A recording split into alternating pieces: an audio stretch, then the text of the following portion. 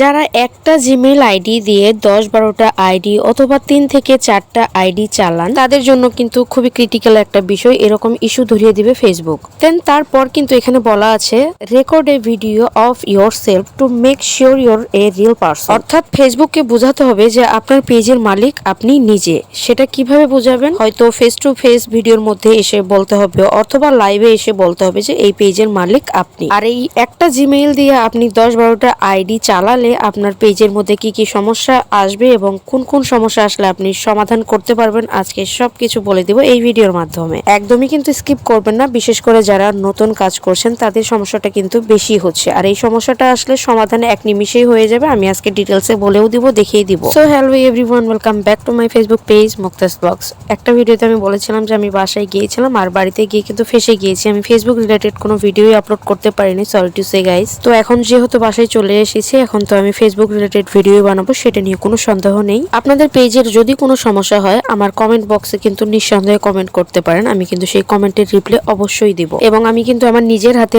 অনেকের পেজের সমস্যা আমি নিজেই সমাধান করে দিয়েছি, সেখান থেকে কিন্তু ছোট ছোট অভিজ্ঞতা হয়েছে আমার। বড় বড় পেজেরও যদি সমস্যা হয়ে থাকে আমি কিন্তু সেগুলো এক নিমিষেই সমাধান করে দিতে পারি। তো যাই হোক, অনেকদিন পর যেহেতু আমি লং ভিডিও দিচ্ছি, এবার একটু কাজের কথায় আসি। মনে করেন আপনি একটা জিমেইল আইডি খুলেছেন, সেই আইডি দিয়ে আপনি একটা আইডি খুললেন অর্থাৎ ফেসবুক আইডি, এবং সেখান থেকে আপনি ফেসবুক আইডির আন্ডারে আরো 4-5টা পেজ খুললেন ওই একই জিমেইল দিয়ে, এবং সেই জিমেইলটা দিয়ে আপনি আরো অন্যান্য পেজ খুললেন, ইউটিউব খুললেন বা আরো বাদবাকি যে অ্যাপস গুলো থাকে সেই অ্যাপস গুলোতেও কিন্তু জিমেইল আইডি গুলোতে শো করতে হয়। তো ওই জিমেইল আইডি গুলো না দিলে কিন্তু বিভিন্ন ধরনের অ্যাপস গুলোতে ঢোকাও যায় না, এবং সেই ধরনের অ্যাপস গুলোতে কিন্তু পাসওয়ার্ড লাগে না, শুধুমাত্র জিমেইল আইডি দিয়েই খুলতে হয়। তো আপনারা কি করবেন, সেইগুলোতে অন্য অন্য জিমেইল আইডি দিবেন, শুধুমাত্র যে জিমেইলটা দিয়ে আপনি আইডি খুলেছেন, পেজ খুলেছেন সেটা বাদে, ওই জিমেইলটা বাদে আপনি অন্য অন্য জিমেইল দিয়ে সেই অন্য অন্য অ্যাপস গুলাকে ওপেন করবেন। আপনি যদি একটা জিমেইল দিয়ে এতগুলো ওয়েবসাইট সার্ভাইভ করেন তাহলে ওই একটা জিমেইলে কিন্তু